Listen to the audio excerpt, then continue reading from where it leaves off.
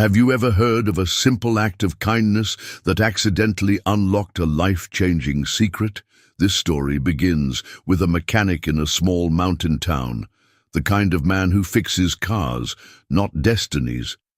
One day, a quiet woman walks into his garage, asking him to restore an old rusted car that once belonged to her grandfather. He agrees, thinking it's just another job. But what he finds hidden deep inside the car will lead them both on a journey neither of them ever expected. A discovery that ties them to a forgotten love, a buried treasure, and a legacy waiting to be reclaimed. This isn't just a story about a car. It's about how sometimes the most extraordinary things are hidden inside the most ordinary moments. If stories like this speak to your heart, don't forget to subscribe to the channel. We share inspiring tales of love, kindness, and second chances. The kind that remind us there's always more to the story than meets the eye. Now, let's begin. Mechanic rebuilds a vintage car for a woman, only to know it's a hidden treasure worth billions. The sound of tires crunching over gravel pulled Tom Parker from beneath the hood of a stubborn '72 Dodge Dart. It was a sound he knew well, someone with a problem looking for a fix. In Silver Creek, Colorado, that usually meant a busted carburetor or a cracked fan belt. But when he stepped out from his garage and wiped his grease-stained hands on a rag, what he saw stopped him cold. A battered red pickup truck had backed into his lot, towing behind it a trailer carrying the skeleton of what had once been a masterpiece. Even under layers of dust and rust, Tom recognized it. A Duesenberg Model J, 1932, if his eyes didn't deceive him. He hadn't seen one in person in over 2 decades. They were legends, ghosts on wheels.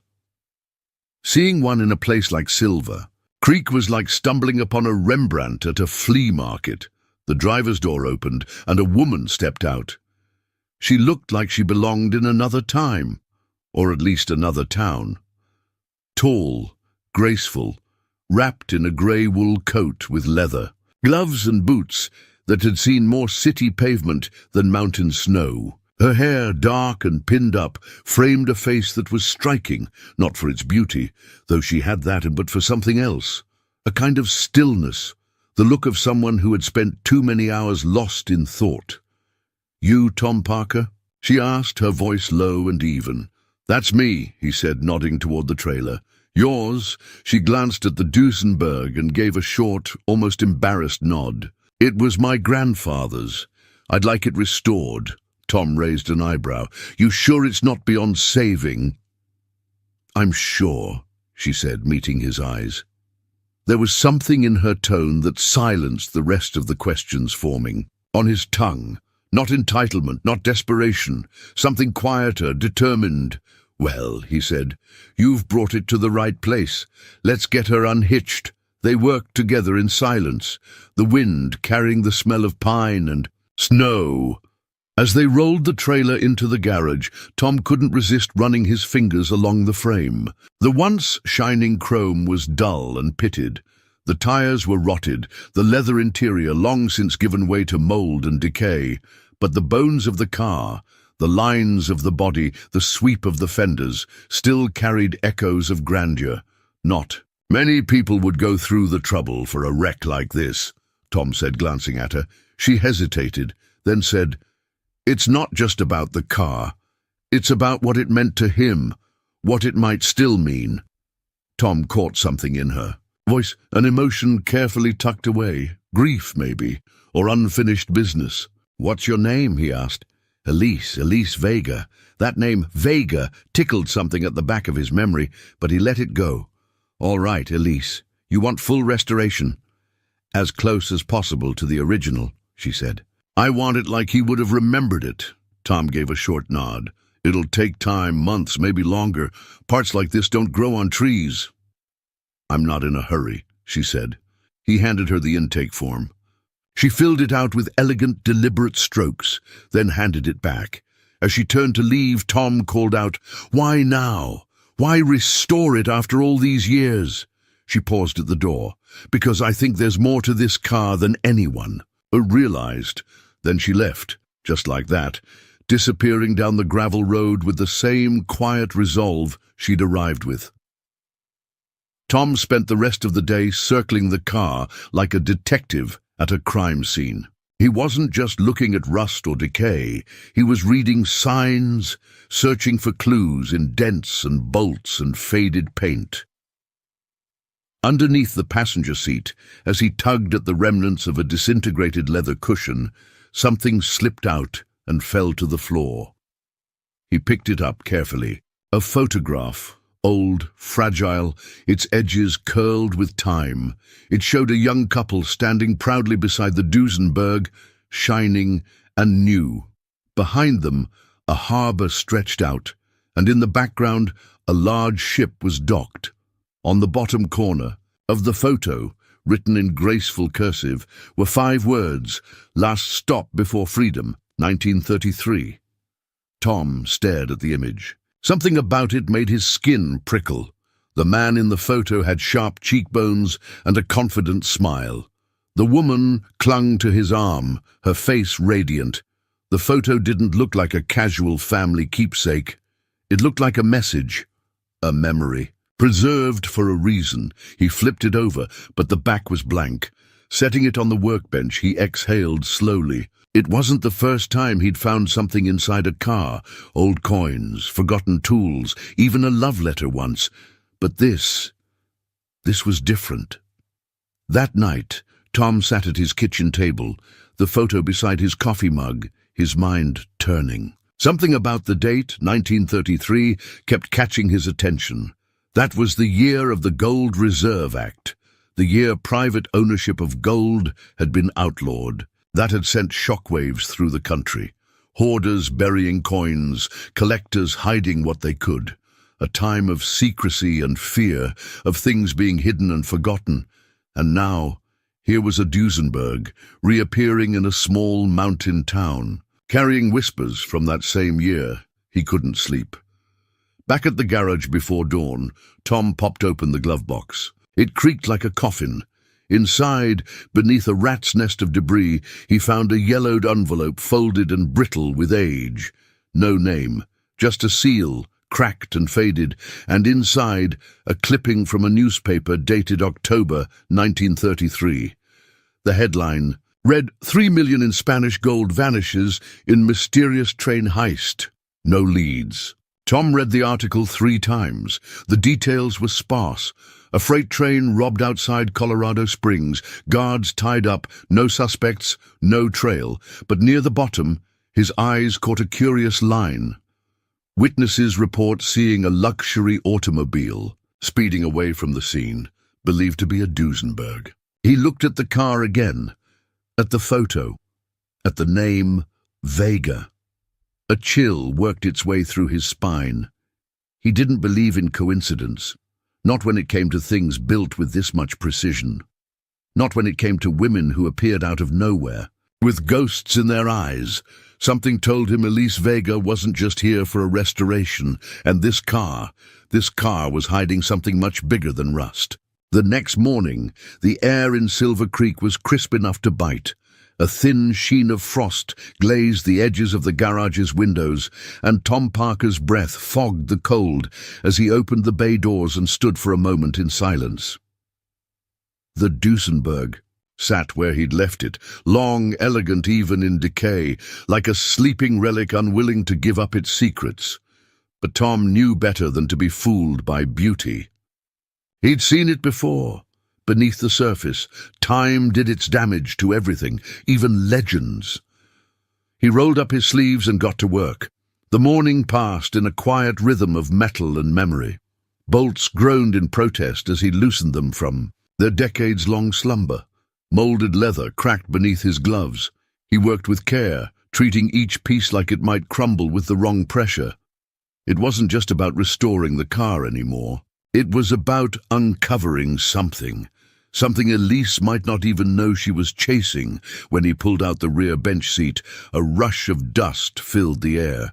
Tom waved a hand and squinted through the cloud. Something shimmered faintly beneath. The floorboard, not metal, not dirt. Carefully, he pried open the cracked wood panel beneath the seat. There, nestled in a pocket of darkness, was a thin velvet pouch.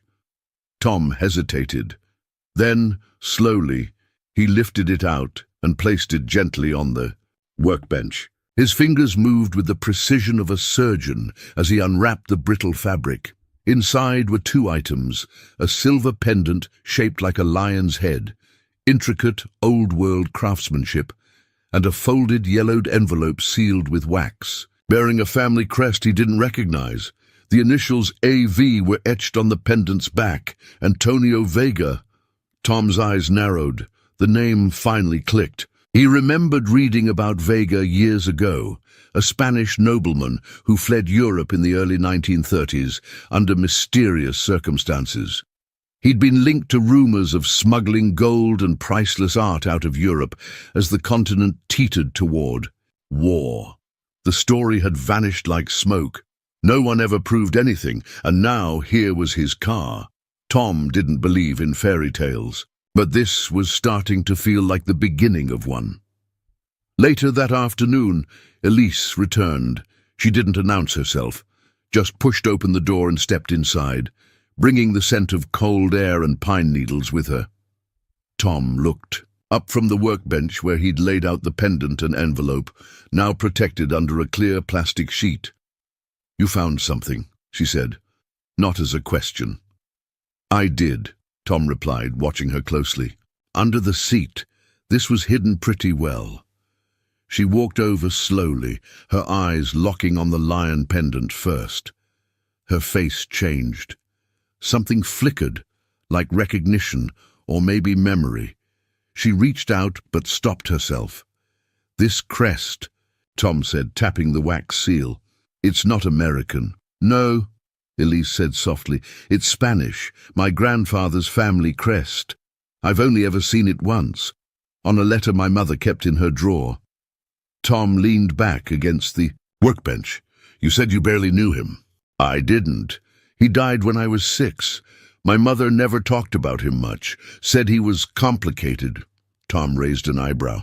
"That's one way to put it." Elise exhaled slowly, then ran a hand over her face. "He came to America in 1932. That's all I know for sure.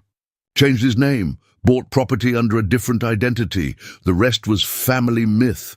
"Well," Tom said, gesturing to the pendant, "this myth just became a lot more real." She stared at the items for a long time, then finally asked, "What's in the envelope?" "I haven't opened it," Tom said. "Didn't feel right. Figured you should." Her fingers trembled slightly as she broke the wax. Inside was a folded map. Hand-drawn, edges faded with age. It depicted a stretch of the Colorado Rockies, but not in any modern format. The paper was marked with coordinates, unfamiliar symbols, and one unmistakable X in red ink. At the bottom of the map was a line written in elegant looping script. "If you ever find this, follow the lion. It will lead you home." Elise sank onto a stool, staring at the map like it might speak. Tom gave her a moment before breaking the silence. "Your grandfather wasn't just fleeing Spain, was he?" "No," she whispered. "He was hiding something. By the time the sun dipped behind the mountains, they'd pieced together what little they could. The pendant was likely a marker, something that would match or activate a lock. The map, though vague, corresponded to an old mining trail outside Silver Creek, long abandoned after the war. And the photograph Tom had found? Elise confirmed the man was her grandfather. The woman beside him was not her grandmother. "He had a life before coming here," she said, "a past none of us knew about." Tom didn't press. He could see how overwhelmed she was. But he also saw something else in her, resolve, curiosity, maybe even hope. "You think the treasure's real?" Elise asked quietly. Tom thought for a moment.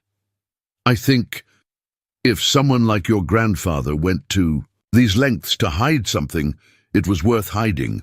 Doesn't mean it was gold, but it meant something to him." She nodded, then looked him straight in the eye.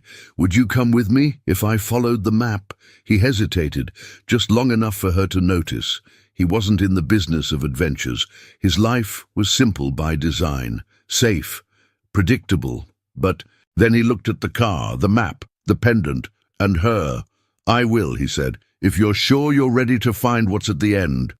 Her smile was small but genuine, the first real one he'd seen from her.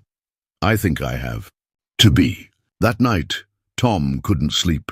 He sat at his table again, the map spread before him, the lion pendant glinting under the light.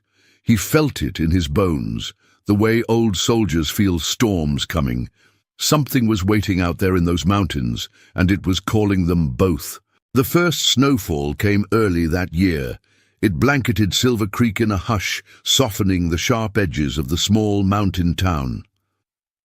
Outside the garage windows, flakes drifted lazily past the pine trees. But inside, Tom Parker worked steadily, his breath visible in the chill air. A space heater buzzed ineffectively in the corner, but he hardly noticed. The Duesenberg had his full attention, and so did the mystery wrapped inside it. He had spent the better part of the morning dismantling the dashboard, gingerly removing each brittle component.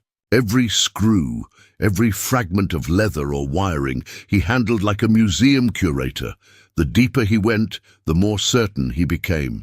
This car was never meant to be just a car.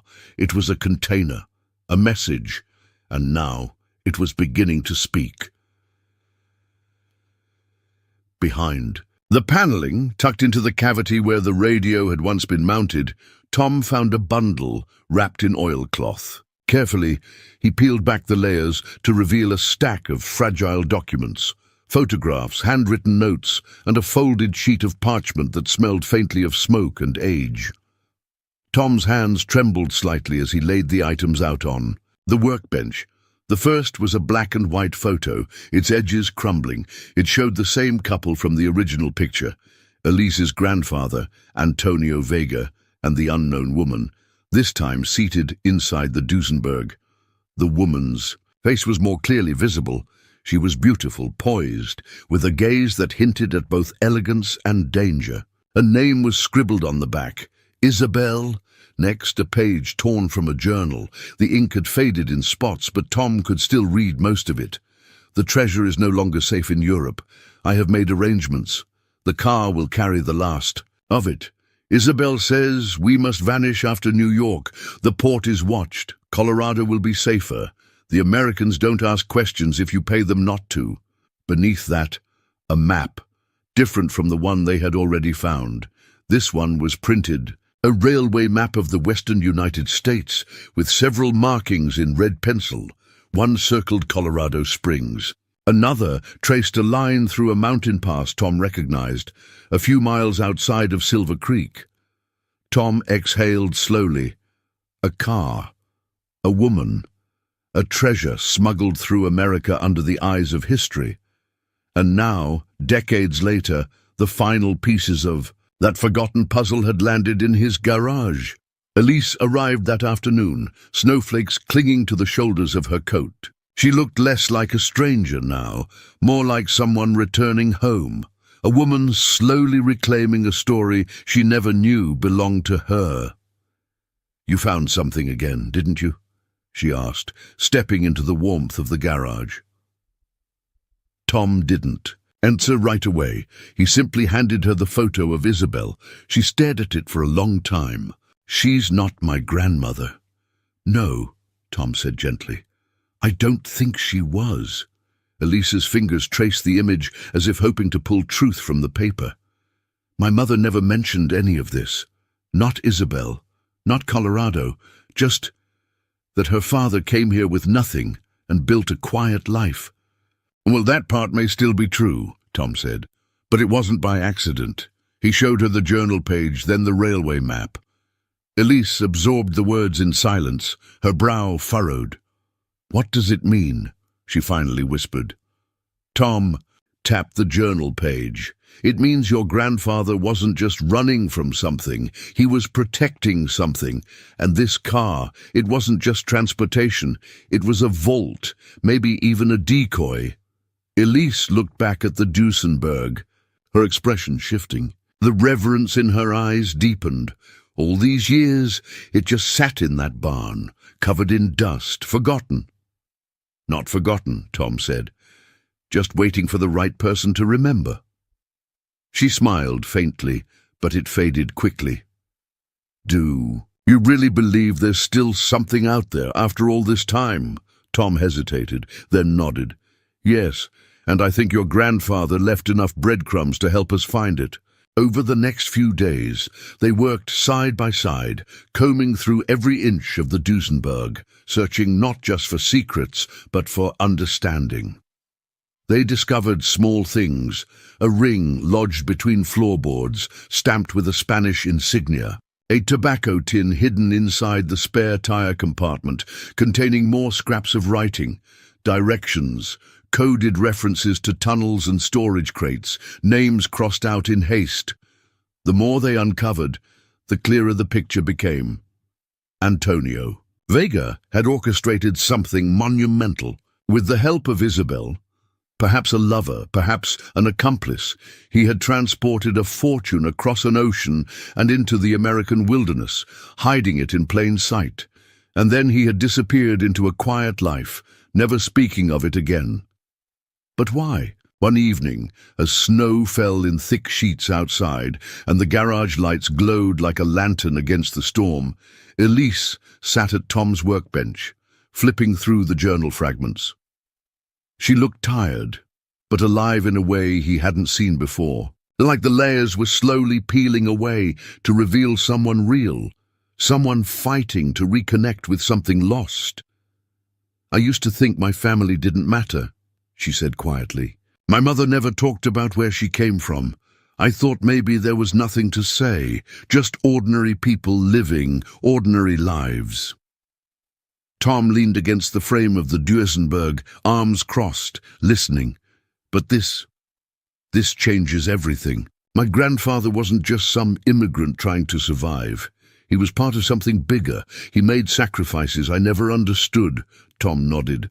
Maybe that's why he kept it secret, so the past wouldn't weigh down the future. She looked up at him, her eyes shining. And now, he said, you have a choice. You can let it stay buried, or you can see it through. Her lips parted, then closed again. She glanced at the pendant, the lion, sitting beside the map on the workbench. Its gaze was unblinking, regal. I want to see it through, she said, but I don't want to do it alone. Tom didn't smile. He didn't need to. The quiet agreement between them had already taken root. We'll follow the trail, he said, together. That night, as Elise drove away through the snow-covered streets, Tom stood at the garage's threshold, watching her taillights fade into the white. Behind him, the Duesenberg gleamed under the soft lights, no longer just a relic of the past, but a living bridge between then and now. There were still pieces missing, but they were getting closer. And for the first time in years, Tom felt like a man not just restoring a machine, but rebuilding something far greater. Tom had always believed that the true soul of a car lived in its frame, not in the paint or the shine, but in the places no one looked, the rusted corners, the hidden welds, the imperfections covered by time. And in the case of the Duesenberg, it was becoming increasingly clear. This car didn't just have a soul, it had secrets. On a brisk Thursday morning, with snow still clinging to the garage roof and the mountains beyond blanketed in white, Tom slipped beneath the chassis with a flashlight and a pry bar. The map Elise had found pointed to a location near Silver Creek, but it also hinted at something locked within the steel. That line had gnawed at him all night. He slid the lights slowly along the undercarriage, inspecting every bolt, every weld. The Duesenberg's body had been heavily modified, more than was typical, even for a high-end custom job. He tapped. on the floor pan, solid, then again and again until he heard it, a hollow thunk. Tom froze. He tapped again, slower this time. It wasn't just a panel, it was a compartment, and someone had gone to great lengths to make sure it wasn't found by accident. With delicate hands, he worked the pry bar beneath the seam, feeling the tension in the metal. A faint crack split open. Tom widened it, inch by inch, until he revealed a rectangular cavity carved into the very bones of the car.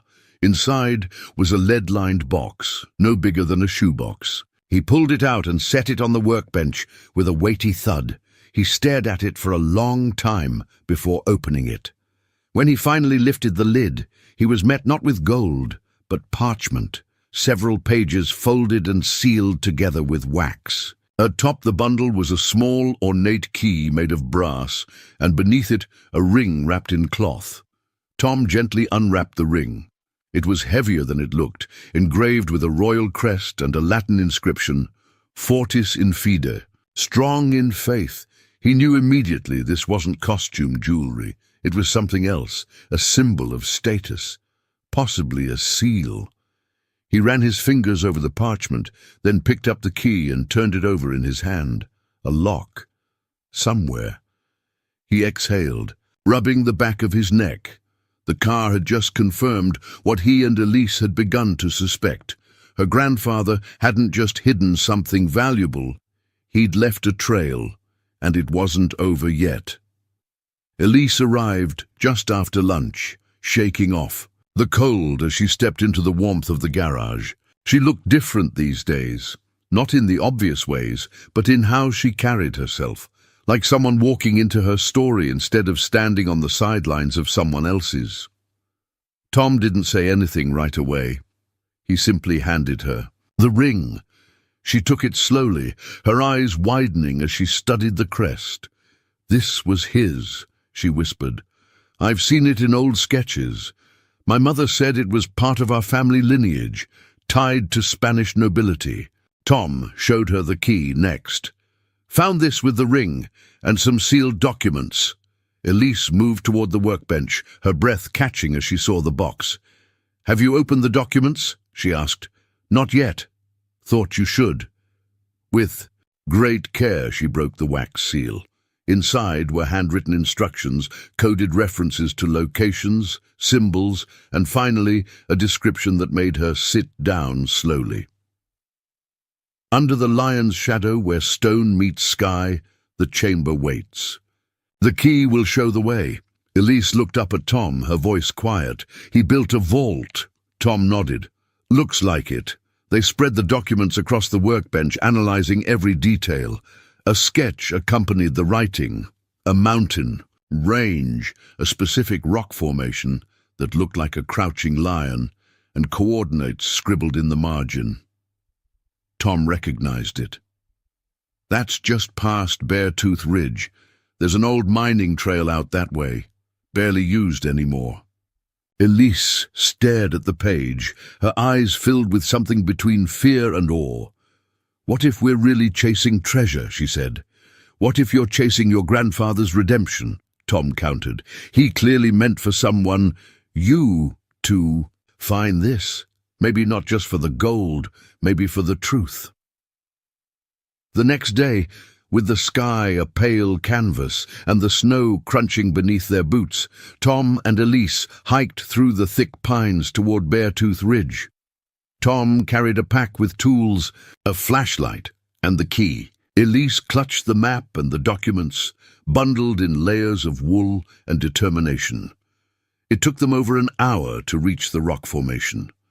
The mountain loomed ahead, and just as the sketch described, the stones jutted upward like a lion crouched. In wait, they stopped at the base of the formation, panting in the cold air. "There," Elise pointed. "See that opening?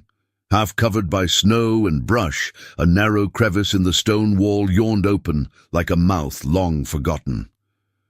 Tom approached first, clearing the debris. Inside, the tunnel was short, but just wide enough for them to squeeze through. At the end, a door. Not just any door. It was old, reinforced with steel, and in the center was a circular lock with an emblem that matched the brass key. Tom pulled it out and held it toward Elise. "You ready?" She nodded. Her fingers wrapped around the key, and with a deep breath, she slid it into the lock. It turned with a soft click. The door groaned as it opened inward, revealing a small chamber lit only by the slivers of daylight filtering in behind them. Dust hung thick in the air, and in the center of the room, resting atop a stone pedestal, was a wooden chest bound in iron. They stepped forward together. Tom ran his hand along the lid, then looked at her. "Want to do the honors?" Elise nodded, then slowly lifted the lid. Inside, velvet-lined compartments cradled stacks of gold coins, Spanish doubloons, pristine and glimmering even in the dim light. Nestled between them were scrolls, jewels, and a sealed letter addressed simply, "To my blood, Elise." Pressed a hand to her mouth, tears rising to her eyes. Tom said nothing. He simply stood beside her as the weight of generations settled into the silence. Back at the garage that evening, Elise sat beside the Duesenberg, holding the letter to her chest. "He left it all," she whispered. "Not just the treasure, but the truth." Tom nodded, wiping his hands clean. "And he left it for the one person who could carry it forward." Her eyes met his. "I couldn't have done it without you." Tom smiled gently. "Maybe, but you're the one who chose to follow the map." And together they looked at the car, no longer a broken relic, but a vessel of memory, of history, and of hope. There were still things to uncover, still choices to make, but for the first time, the road ahead didn't feel like a mystery. It felt like a promise. The morning after the discovery, the world outside seemed quieter, as if even the wind was holding its breath. Snow clung to the pines like powdered sugar, and the mountains beyond Silver Creek sat wrapped in mist. But inside the garage, tension buzzed just beneath the surface. Tom leaned over the workbench, eyes skimming through the translated letter Elise had found in the chest. The gold, the jewels, the history, all real, and yet his thoughts kept circling one question. Why now? Why had Elise suddenly come looking for this car? Why had she seemed so sure that it mattered? She hadn't asked for the treasure. She hadn't even known it existed. Or had she? He heard her footsteps before he saw her. Elise entered the garage quietly, bundled in her coat, hair damp with melting snow. Her eyes landed on the open letter on the bench, but her expression didn't. "Change? Morning?" she said softly. Tom straightened up. "You sleep at all?" "A little," she replied, though her voice betrayed her. Tom hesitated before asking, "You want to tell me how you really found this car?" Elise looked at him, not startled, not offended, almost relieved. "I wondered when you'd ask." She walked past him, tracing her fingers along the Duesenberg's curve, the same way someone might trace the line of a memory too painful to speak aloud. Then she sat on the old stool near the tool cabinet and exhaled. "My mother died 6 months ago," she began, eyes fixed on the floor. "Cancer. It was fast and messy. She never talked much about her family, and by the end, she was slipping. She'd say strange things. Half Spanish, half English. Names I didn't know, places she never told me about." Tom remained quiet, letting her speak at her own rhythm. 2 weeks before she passed, she gave me a key and an address, a barn in western Kansas. She told me, "Your grandfather left you something he couldn't carry." At the time, I thought it was just her being poetic or confused, but I went anyway. She paused, folding her hands. The barn had been abandoned for years. Roof was half collapsed, and in the back, under a tarp and a family of raccoons, was this. Car, no note, no explanation, just the title in a box, signed over to me. Tom nodded slowly. "And you brought it here." I didn't know what I was looking for, Elise said. I thought maybe it was just a last connection to my family, something to fix, something tangible in the middle of so much that wasn't. Her voice cracked slightly, but she kept going. I didn't expect the pendant, or the maps, or the treasure. I didn't know any of it until you found those things. Until this car started talking back. Tom leaned against the bench, arms crossed. But you knew there was more to the story. She looked up at him then, eyes shining but steady. Yes, I knew my mother had secrets. I knew my grandfather wasn't just some immigrant with a quiet past. But I didn't come here chasing treasure, Tom. I came here chasing truth. I needed to know who I was, where I came from. And now that you do? He asked gently. Elise took a long breath. Now I need to figure out what to do with it. That afternoon, they sat side by side in the garage, surrounded by maps, ledgers, and yellowed letters. The pieces of Antonio Vega's legacy were sprawling across the table like a history lesson rewritten.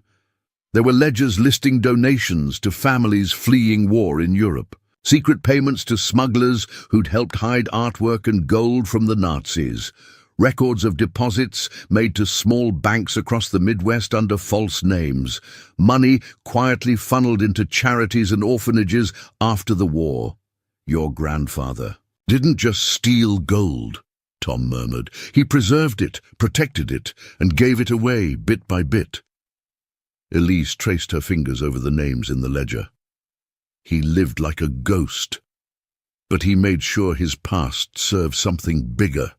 You think your mother knew? Maybe pieces, she said. But I think she was trying to protect me from it all, from the weight of it. Tom looked at her, the emotion in her face, the strength in her voice. And now you're carrying it. Elise nodded. I want to do something with it, not just keep it locked away.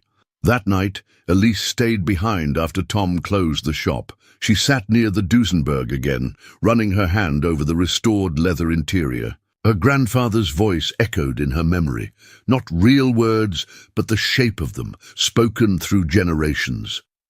Tom returned with 2 mugs of hot coffee, handing one to her without a word. They sat in silence for a long while, steam curling between them. I was angry at him for a long time, Elise said eventually, for leaving, for staying silent, for disappearing behind a story no one would tell. Tom sipped his coffee. You still angry? She shook her head. Not anymore. Now I just wish I could have asked him why. Tom looked at her thoughtfully. Maybe you just did, and maybe this car, this treasure, was the answer. Elise smiled, tired but genuine. Maybe. She turned to him then, her expression softening. You didn't have to help me, you didn't have to care. Tom shrugged, then met her eyes. Maybe I needed something to believe in again. Maybe I didn't know it until you pulled into the driveway. A moment passed. Quiet. Full warm in the way only rare silences can be. The truth was out. The secrets were no longer shadows between them. Now came the choice, what to do with the truth they'd uncovered. The next morning, Elise made a decision. She would take a portion of the treasure and establish a foundation in her grandfather's name, one dedicated to cultural preservation and refugee assistance. The rest, she insisted, should stay as part of the Duesenberg story, a traveling exhibit, a living legacy. You sure about this? Tom asked, watching her draft the plan at his desk. I've never been more sure, she said. This isn't about wealth, it's about meaning.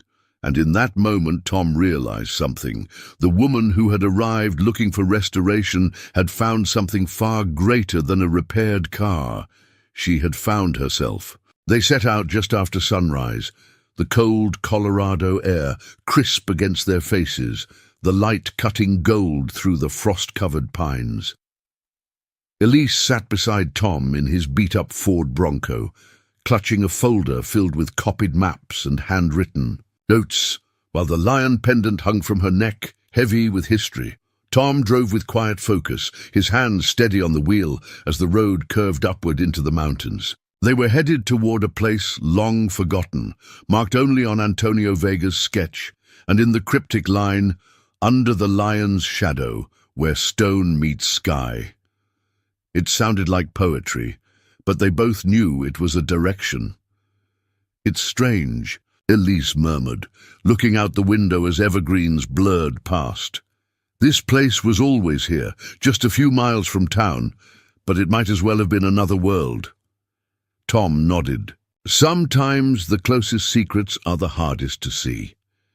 They turned off the main road onto a narrow dirt path, barely visible beneath patches of snow. Tom shifted into four-wheel drive, and the Bronco growled its way up the incline. The forest thickened, the silence deepening, broken only by the crunch of tires and the occasional caw of a raven overhead. Elise opened the map again, double-checking their coordinates. "We should be coming up on the ridge soon," she said. He marked it as Lion's Rock.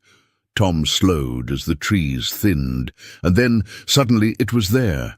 The ridge rose before them in a jagged arc of stone, and near its center jutted a massive outcropping that unmistakably resembled a lion.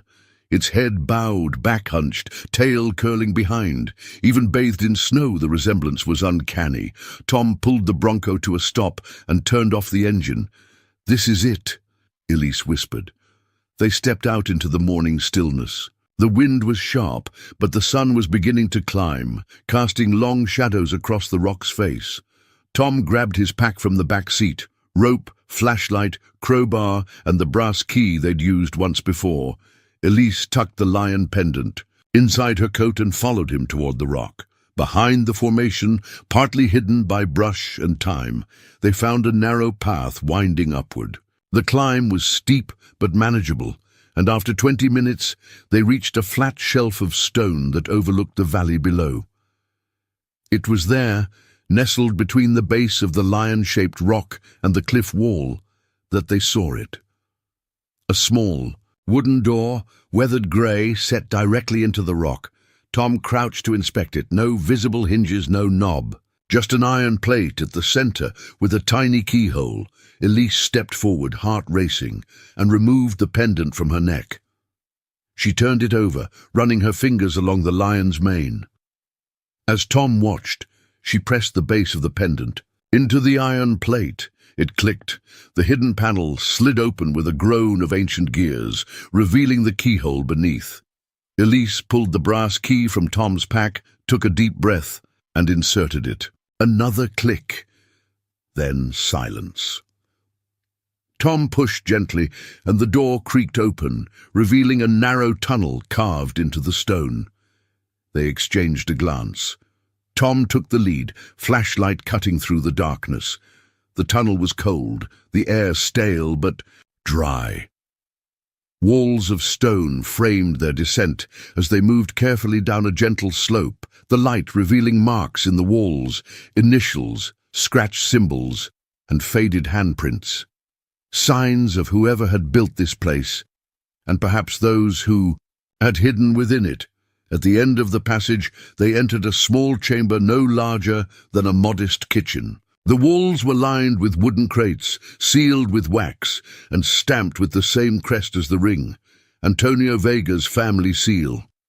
Elise stepped inside, breath catching in her throat. It was a vault, and it had been waiting for her. They pried open the nearest crate. Inside were neatly stacked gold ingots, still gleaming after nearly a century. Another crate revealed velvet pouches of jewels, others filled with paintings wrapped in silk and rolled scrolls of what appeared to be royal documentation. Birth, certificates, letters, deeds. Elise picked up one document, her hands trembling. It was a decree signed in Madrid, dated 1931, confirming Antonio Vega's title as Marqués de Castellón. Her grandfather hadn't just come from nobility, he was nobility. Tom rested a hand on her shoulder. "This isn't just treasure," he said softly. "This is a legacy." Elise nodded, unable to speak. She knelt beside the largest crate and opened it.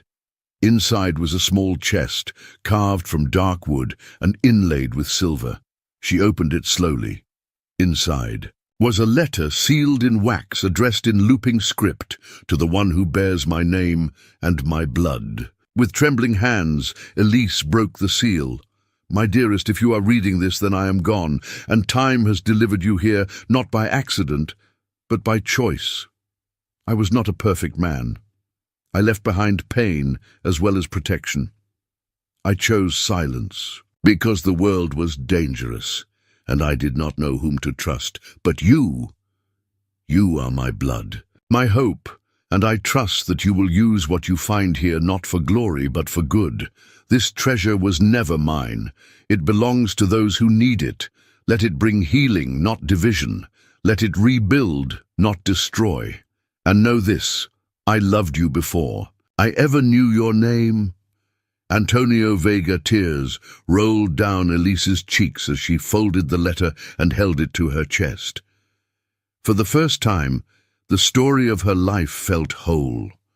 The questions, the silence, the absence, all of it led to this room, to this man, to this truth. Tom knelt beside her, his voice low. He left it all for you. She nodded through tears. He believed in something, and now, so do I. They sealed the chamber carefully, taking only the letter, a few documents, and the ring. The rest would be reported to authorities under historical preservation, not buried again, but shared with the world. Back at the ridge, as they stood beneath the lion-shaped rock once more, Elise looked out at the vast valley below. It's like hearing an echo, she said softly. Something old finally reaching me. Tom glanced sideways at her. What do you hear? She smiled, eyes misty but clear. A promise. And a beginning.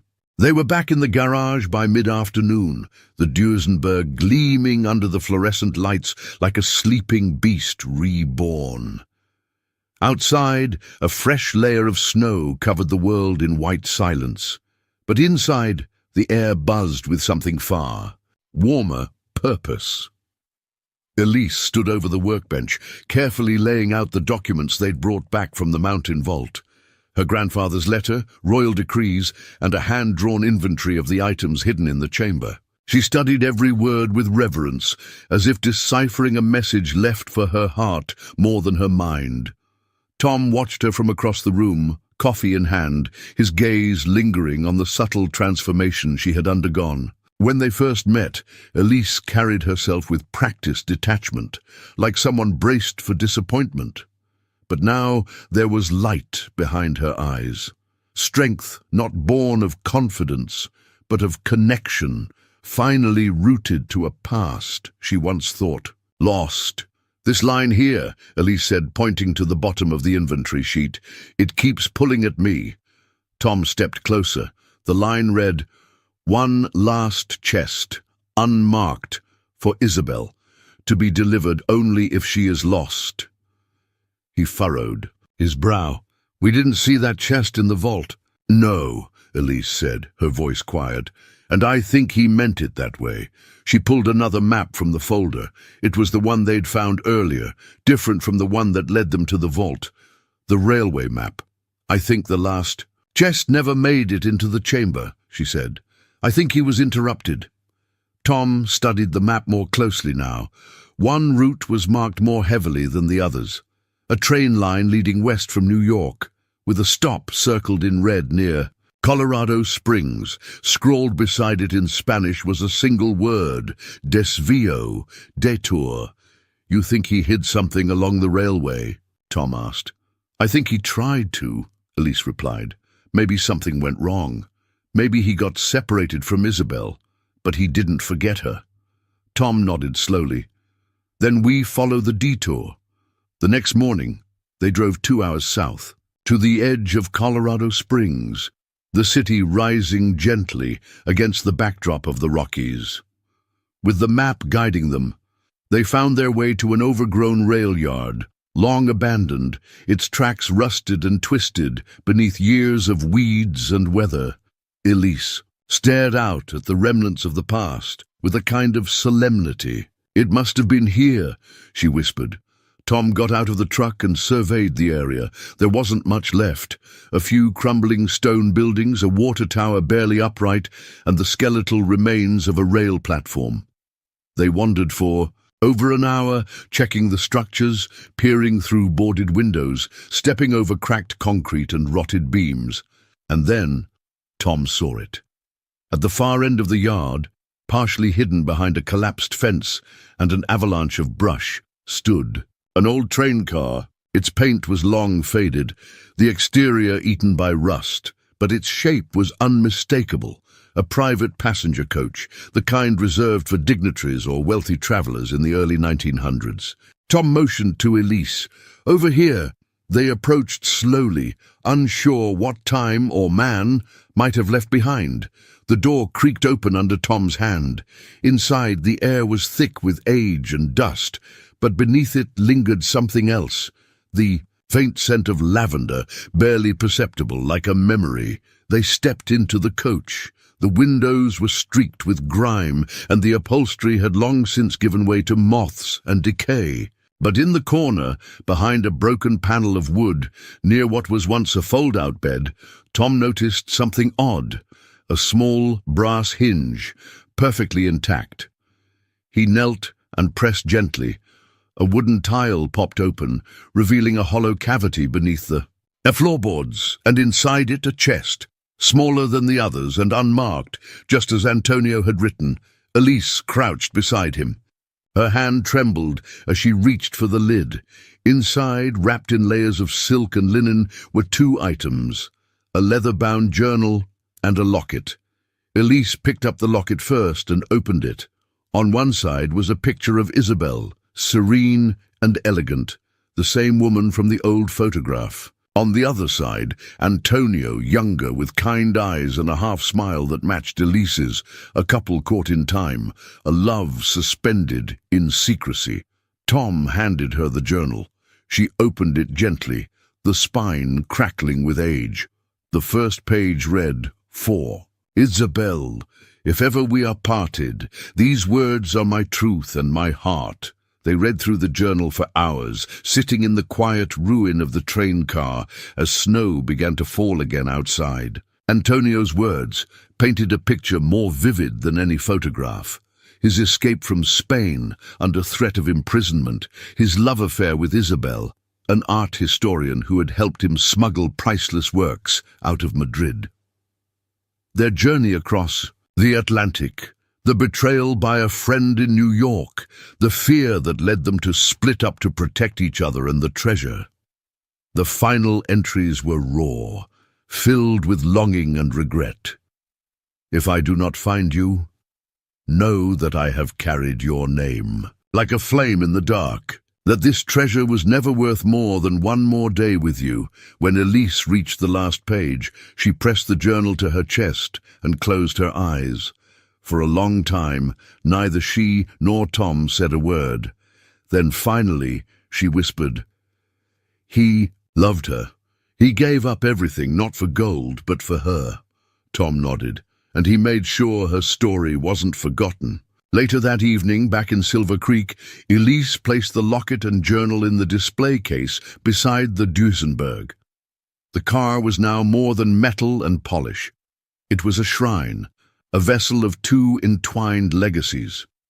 Antonio's courage, Isabel's sacrifice. "I want to tell the world," Elise said, her voice firm, "not about the treasure, but about them, about who they were, what they gave up." Tom smiled. "Then let's do it right." Together, they drafted a plan to turn the restored Duesenberg into the centerpiece of a traveling exhibit, Whispers of the Forgotten Road. It would feature not just the artifacts and maps, but the love story of Antonio and Isabel, told through journals, photographs, and the very car that carried their dreams. But in that moment, as the wind howled gently outside the garage, the two People left standing in its warm light didn't feel like curators of a story. They felt like they were living one. The wind was bitter that morning, howling through the pine-covered hills with the voice of something ancient. In the distance, the Rockies glimmered beneath a pale winter sun, their peaks like jagged teeth against the sky. Tom and Elise stood. At the edge of the old mining trail, the path ahead swallowed by snow and silence. They had returned to the hidden vault beneath the lion-shaped ridge, this time with the full weight of intention. Not just to unearth the past, but to lay it bare. Before the world, a historian from the State University had joined them, along with a government preservation officer. Elise had made the call herself, insisting that the treasure be handled with transparency and care. It wasn't hers, she had said, not in the way that gold so often tempts people to believe. It belonged to history, to the stories of those who never got to tell theirs. Tom watched her as she guided the small team down the passageway they had once entered alone. She moved with calm authority, her voice steady as she explained each artifact, each carving, each document tucked carefully into the stone chamber. The preservation officer, a tall man with wire-rimmed glasses and a cautious manner, took photographs and notes with methodical precision. The historian's eyes shone like a child's in a candy store, murmuring reverently as she examined the scrolls, the seal rings, the chests of coin and artwork wrapped in velvet. "This is," the historian whispered, "this is the kind of find that reshapes what we know about European migration to the Americas, about cultural preservation during the rise of fascism, about private resistance." Tom simply nodded. For him, it wasn't about rewriting textbooks. It was about honoring the journey of one man and the legacy that had rippled down through time to land in the hands of a woman who never asked to be the keeper of anything, but rose to the moment anyway. Elise stood before the largest chest in the vault, the one filled with Spanish doubloons.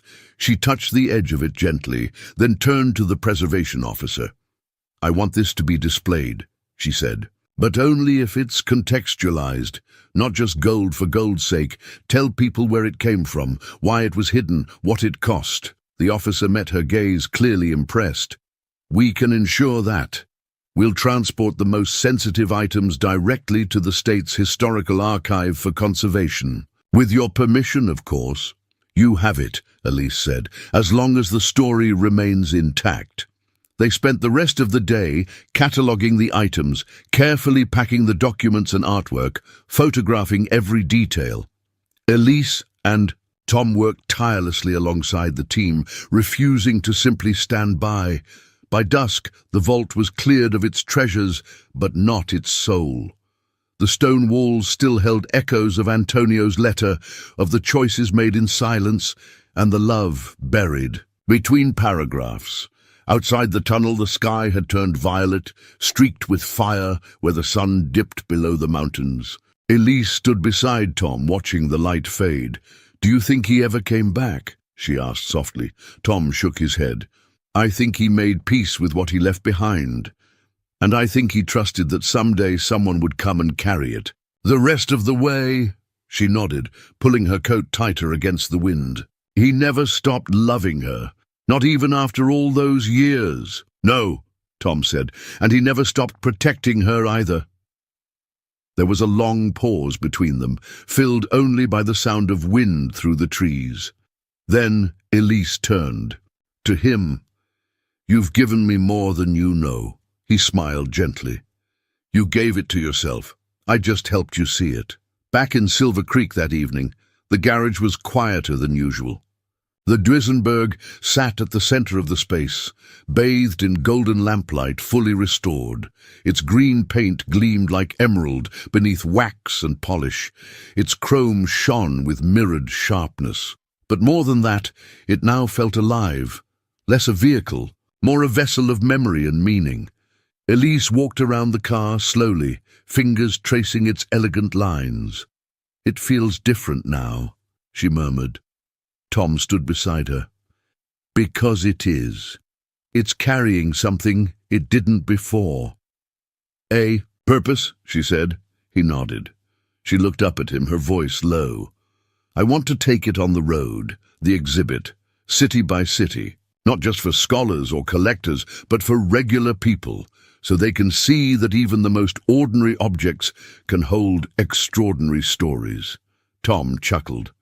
You'll need a driver, she tilted her head. Are you offering? Might be. Their eyes met, something unspoken passing between them. Not romance in the traditional sense, not yet, but something deeper. A trust built in shared silence, in decisions made shoulder to shoulder. Something blooming slowly, like snow melting into spring. Elise turned back to the car, her voice suddenly wistful. You know what still gets me? What's that? That all of this, every letter, every map, every ounce of treasure, it only existed because two people refused to forget each other. Tom nodded, and because one man believed his story wouldn't end with him. Later that night, Elise sat alone in her motel room, the locket resting in her palm. She opened it again, staring at the tiny portraits inside. Antonio and Isabel, two lives suspended in time, two souls that had never truly parted. She reached for a notebook and began to write. Not history, not fiction. Something in between, a letter of her own, to her grandfather, to Isabel, to her mother, to herself. I found them. I found you. And I'm not afraid anymore. The silence is over. Your story will be told, and I will carry it with honor. Tears welled in her eyes, but she let them fall, not from sadness, but release. The next morning, she returned to the garage early. Tom was already there, sipping coffee, looking over an old photo they'd found of the Duesenberg on the docks in New York.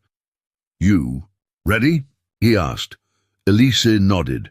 She walked up to the car, slipped into the driver's seat and turned the key. The engine rumbled to life, not loudly, but with a steady confidence.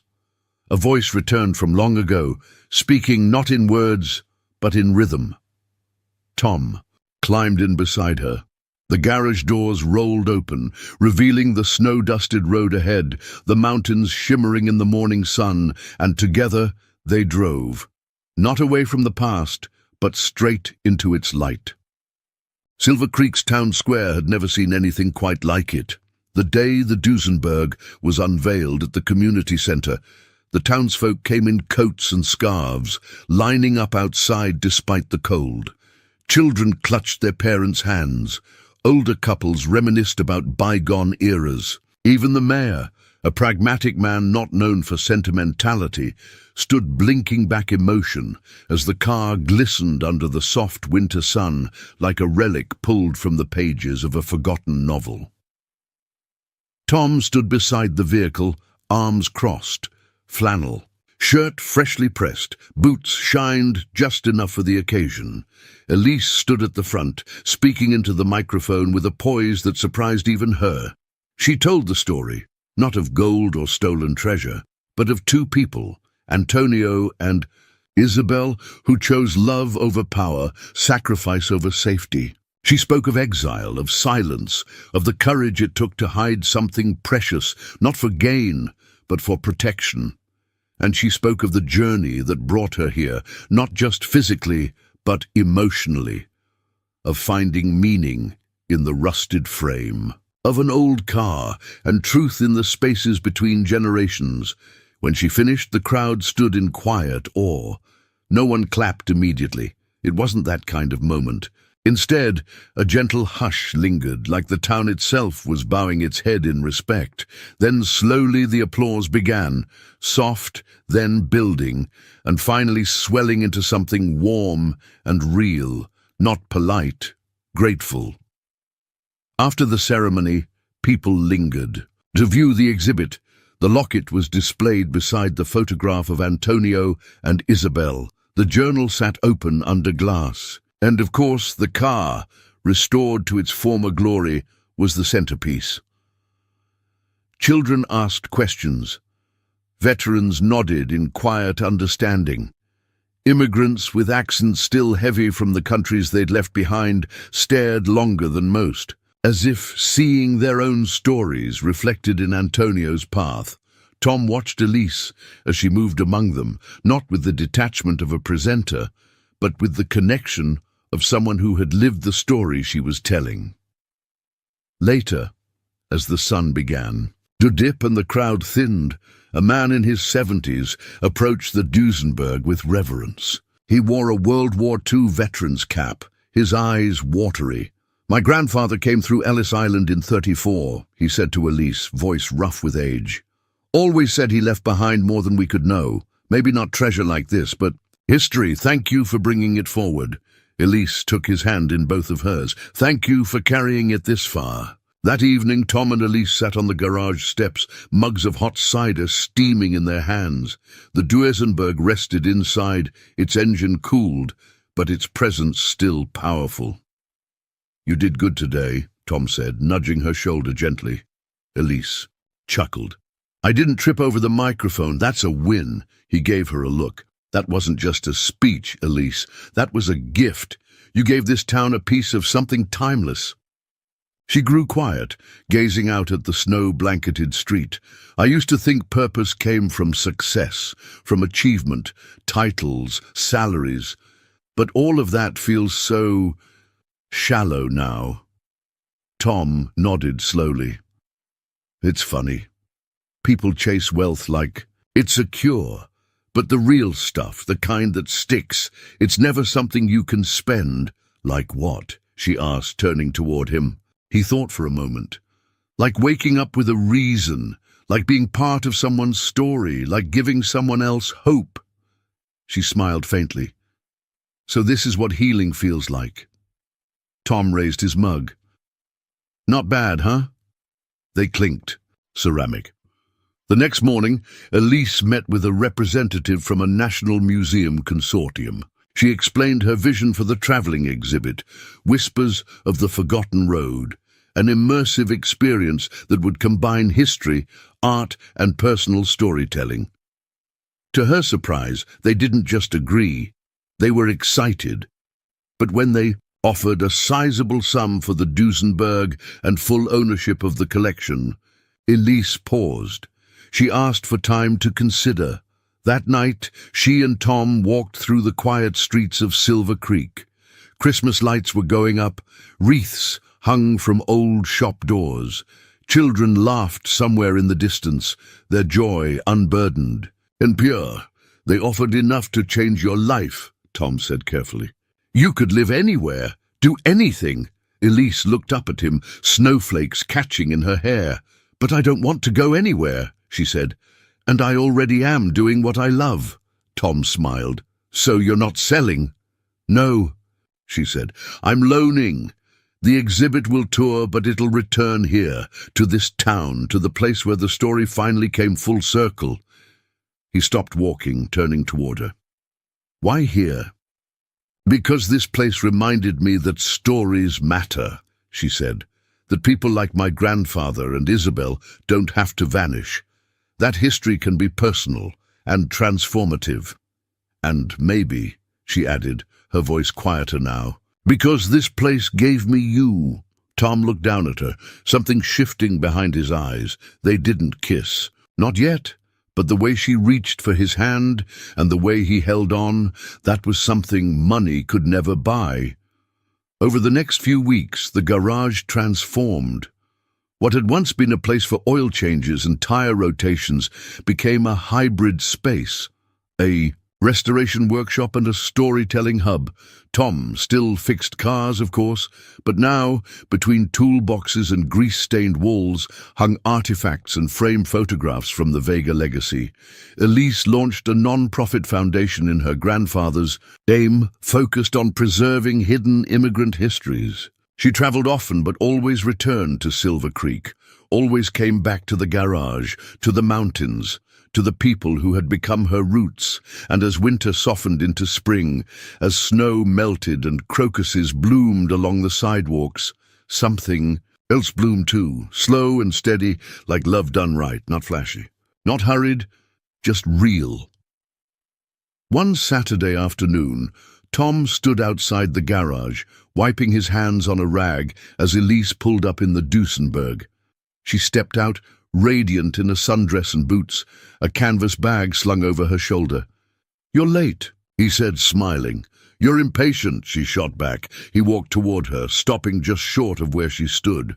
"So where to next?" She looked at him. "We could keep chasing stories. Or, she said, we could start writing one of our own." He took the bag from her shoulder. "Let's do both." And with that, they climbed into the car. The two people once haunted by the past, now building a future neither of them had planned, but both of them had hoped for. As the Duesenberg rumbled to life and rolled out of the garage once more, the sun broke through the clouds overhead, and down the winding road they went, not toward treasure, but toward everything money couldn't buy.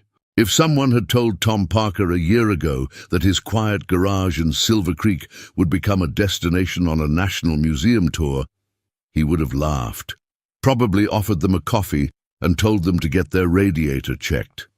But now, as he stood beneath the warm spring sun, watching a small line of visitors form outside the newly painted garage doors, he realized life had gently, quietly taken a turn. And not just the garage. Tom himself. Inside, the space had been transformed. Without losing its soul, the Duesenberg stood beneath custom lighting on a rotating platform built by a few of the local high school seniors. Elise's photographs adorned the walls, interspersed with framed copies of Antonio Vega's letters and sketches. Old restoration. Tools were mounted like art, a nod to craftsmanship, to the care it took to bring something back from the edge of forgetting. The exhibit had just returned from its first official tour stop in Denver. Word had spread. Local news had picked it up. A feature was airing on public radio next week. Elise, now a board member of the non-profit she'd founded, had taken on a speaking circuit. Yet she still returned to Silver Creek every few weeks, to breathe, to reconnect, to be home. Tom had never been comfortable in the spotlight, but with Elise by his side, he found himself stepping into it with quiet confidence. He didn't speak in polished sound bites or dramatic phrases. He just told the truth about the car, the restoration, the stories it had unlocked, about what mattered. That afternoon, a woman in her 60s wandered into the garage as the crowd thinned. She wore a navy blue cardigan and carried a worn leather purse that looked older than the Duesenberg. Tom noticed her lingering near the framed letter from Antonio to Isabel. After a few minutes, she approached him. "You're the one who restored." "The car?" "I am," Tom said with a nod. She smiled softly. "I don't usually cry over machines, but this isn't just a machine, is it?"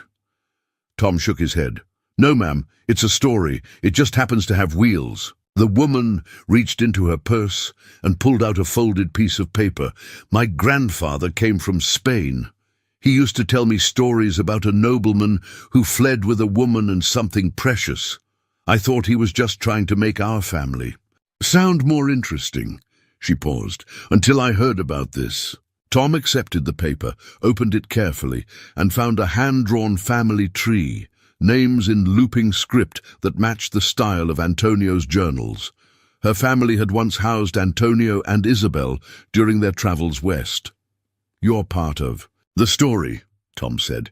She pressed a hand to her chest. "I always hoped we were." Later, Tom found Elise on the back deck of the cottage she was renting just a few blocks away.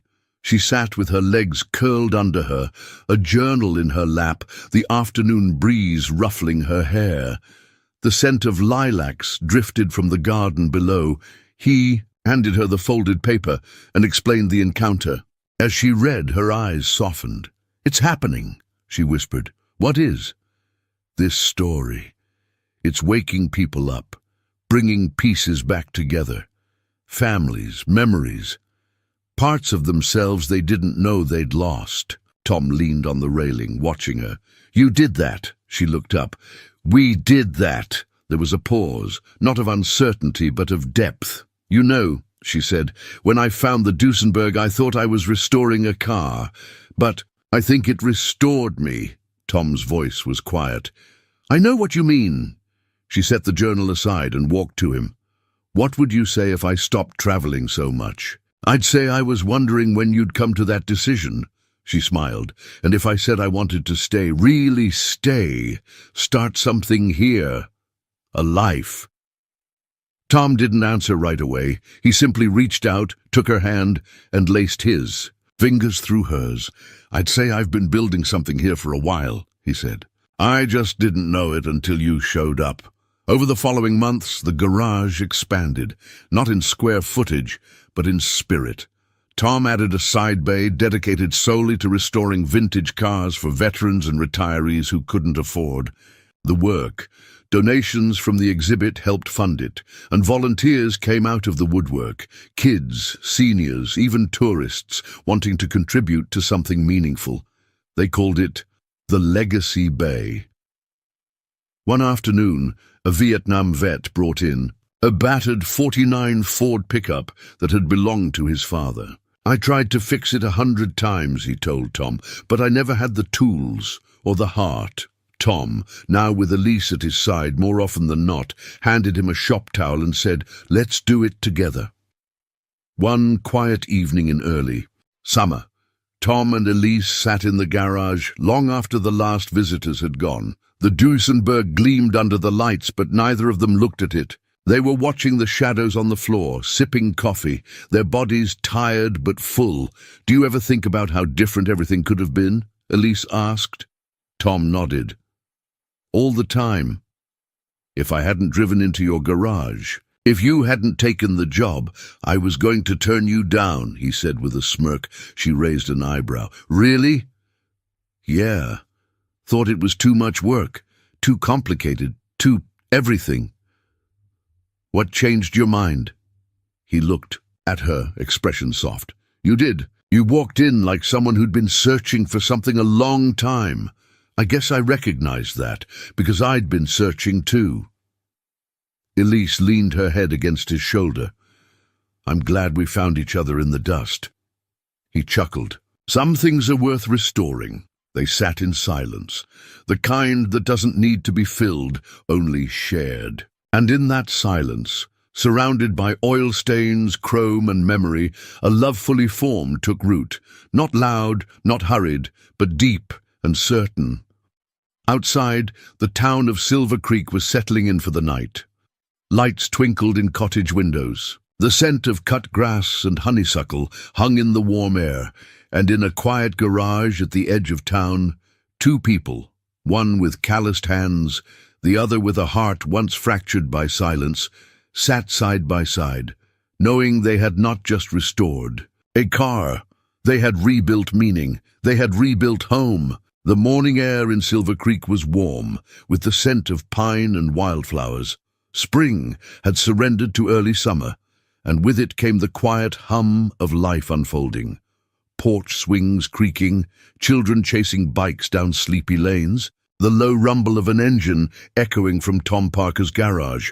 But today wasn't an ordinary day. Today marked the 1-year anniversary of the discovery of Antonio Vega's hidden vault, a moment that had not only unearthed treasure, but rewoven the threads of a life Elise once thought lost.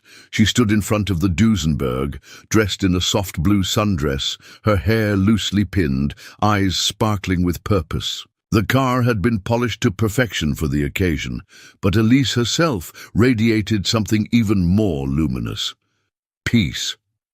"Ready?" Tom asked as he approached, adjusting the collar of his shirt. He had traded his grease-stained flannel for a crisp button-down and a leather tool bag slung over one shoulder, a nod to who he was and who he had become. Elise looked at him and smiled. "More than I thought I'd ever be." He offered his arm and she took it. Together, they walked into the newly dedicated Vega Cultural and Historical Center, a beautifully restored brick building at the edge of town, once the site of an abandoned train depot. Now it was the permanent home of the Whispers of the Forgotten Road exhibit, a living archive of Antonio and Isabel's journey, the hidden treasure and the enduring legacy left behind by two people who chose love over fear. The ribbon cutting ceremony was modest but meaningful. Local families stood shoulder to shoulder with historians, veterans, teachers, and even a few distant descendants of the Vega lineage who had come after reading about Elise's story in national publications. Elise stepped to the podium. Her voice was clear, steady, and full of conviction. My grandfather believed that some stories are too powerful to stay buried. Today, we don't just honor his legacy or Isabel's sacrifice. We honor the idea that love, truth, and courage, no matter how quietly lived, always find their way home. The crowd rose in applause, not the thunderous kind, but warm and wholehearted. Tom clapped with the rest, but his eyes never left Elise. She had grown into her name, her voice, her place in the world, and she had brought him with her. Later, that evening, the two of them sat beneath the stars behind the center, a string of lanterns swaying gently above them, casting soft light on the patio. The sounds of the celebration still lingered, clinking glasses, distant laughter, but here, in this moment, it was just them. "I still can't believe it's real sometimes," Elise said, her chin resting in her hand. "Everything that's happened, the people we've met, the lives this story has touched." Tom smiled. "It's more than real, it's rooted now. You've planted something that's going to keep growing long after we're gone." She looked at him, searching his face. "And what about you? You always wanted to stay here, didn't you?" Tom shrugged. "I used to think I did, but now I think I was waiting for something worth staying for." She reached over and laced her fingers through his. "So what happens next?" He squeezed her hand gently. "Whatever we build, together."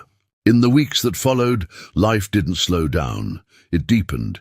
The foundation expanded its outreach, helping immigrant families trace and preserve their own histories. Local schools began including the Vega story in their curriculum. And every weekend, the garage filled with voices, visitors, volunteers, and old friends, drawn not just to the Duesenberg, but to the warmth of a place where history felt alive.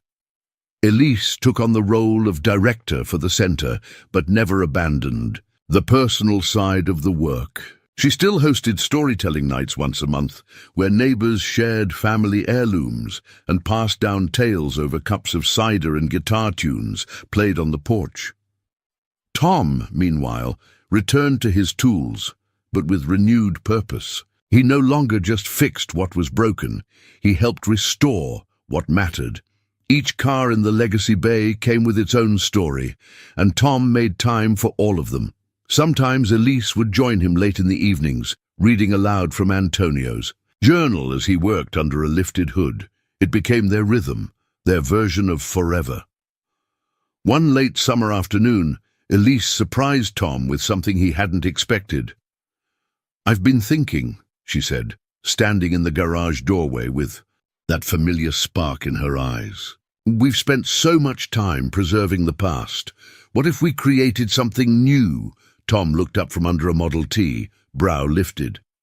"Like what?" She stepped forward, holding out a folder. He opened it to find architectural drawings. A small expansion, nothing grandiose, just enough room for workshops, a research space, and a storytelling studio. "For future restorers," she said, "future historians, a place where people can come build something, where they can connect. Through the stories they carry." Tom stared at the plans, then looked at her. "You never stop, do you?" he said, his voice thick with admiration. She grinned. "Not when I've finally found what I was meant to do." He rose and kissed her forehead, then whispered, "Let's build it." And so they did. Together. Brick by brick, piece by piece, story by story. They didn't become famous. They didn't get rich. But the people who walked through their doors left a little fuller than they came, a little more connected, a little more seen because of a forgotten car, because of a brave man and a hidden love, because of a woman who chose to seek the truth, and a mechanic who knew that sometimes the things most worth fixing weren't broken engines, but hearts. 1 year later, Tom and Elise climbed into the Duesenberg once more, this time for no reason at all. No museum opening, no press event, just a drive, through winding roads and tall pines, past familiar landmarks and into open sky. The windows down, the wind in their hair, and the world rolling out ahead of them like a canvas yet to be painted. Elise looked over at Tom. "Where are we going?" He smiled. "Anywhere we want." And with the sun warm on their backs and the road stretching wide before them, they drove on, into a future not promised, but beautifully earned. Before you go, I'd love to know, where are you watching from? Let me know in the comments below. It's always amazing to see how far these stories travel, and I truly enjoy reading every message you leave. And if this story touched your heart, or made you think about the hidden treasures in your own life, I invite you to subscribe to the channel. We share real, inspiring stories just like this, about love, kindness, and the quiet miracles that change everything.